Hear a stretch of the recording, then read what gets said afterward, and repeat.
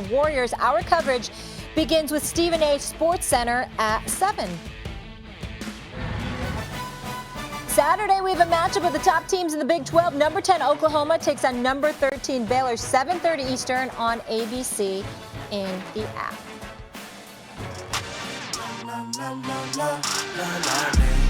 I'm just fired up to be here today. Paul is always a player that I wanted to play with. Man, we're going to make it happen, LA our way. Also, we just want to thank Toronto as far as the restaurants, giving up that Kawhi and dine. Took advantage of that. I'm pumped. Oh, come on! Get up! A lot of folks think Kawhi Leonard will win another title, his third with 3 different teams, but it's not going to happen without the Clippers' second best player. And sources tell our Adrian Wojnarowski that Paul George is leaning toward his season debut this Thursday, as in tomorrow. Meanwhile, the other teams at Staples improved to 8-2 last night with a win over the Suns. LeBron praised Anthony Davis for playing through injuries. AD had 24-12 in the victory.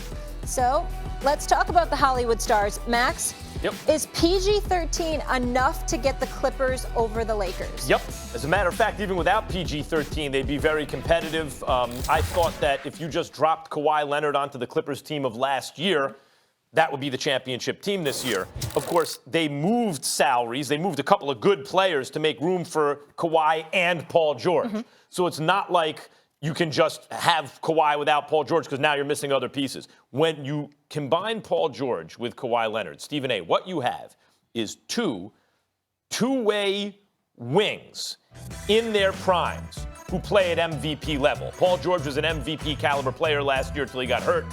Kawhi was the finals MVP.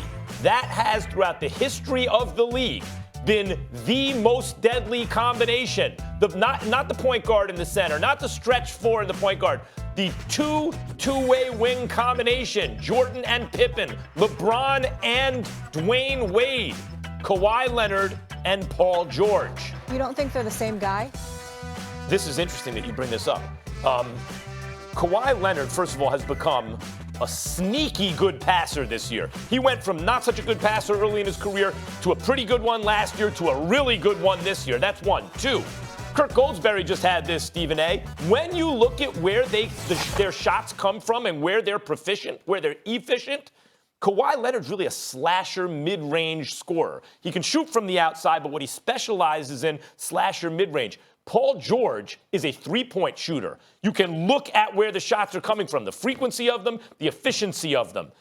That's actually more of an inside-outside combination offensively than people realize. You combine that with the fact that Kawhi Leonard actually does pass the ball very well this year, and he was improving last year, and the fact that they both play defense at an elite level, it's the best combination in the NBA. A couple of things I think you're missing about this, and I'll preface it by saying I respect your point of view on this. We all know that the Clippers are a better team collectively. They're built better, and I don't have any problems with them being the favorite. But here's why I would say no to the answer about Paul George. Because one of the reasons I picked the Lakers is because I'm trying to figure out who's going to deal with the combination of a healthy LeBron James and an Anthony Davis. Right now, Anthony Davis has been dealing with a shoulder injury, all of that other stuff. I only pick stuff based on assuming guys are healthy, because obviously anybody that gets injured, everything gets compromised from that particular moment in time, and that's understood. But a healthy LeBron James with a healthy Anthony Davis going up against anybody is going to be too much, in my estimation, for most teams to handle. Right now, Anthony Davis is averaging 26 and 10 with 3 blocks per game. LeBron is at 24, 11, and 8. We see what Kuzma has come, trying to really ingratiate himself into things, averaging better than 12 points per game. They've got a top 5 defense. Vogel's got them playing defense. But here is the number one reason why I don't sit up there and crown Paul George and Kawhi Leonard the way others do when it comes to going up against the Lakers. I would pick Kawhi Leonard and Paul George against anybody in the NBA if they were guarding those individuals. The problem is Anthony Davis, even though Montrezl Harrell is balling. By the way, Max, look at this. This brother's averaging 20 and 7. Montrezl Harrell is a monster. I mean, this brother is special. I love Montrezl Harrell. You know, so him, I mean, he's a rough rider, and obviously he'll give Anthony Davis some problems. I get all of that. But what I'm saying is, when I think about Paul George and Kawhi Leonard and how their elevated level of greatness should really sing to us all, it's because of their ability to defend, man up, particularly on the perimeter. Well, guess what?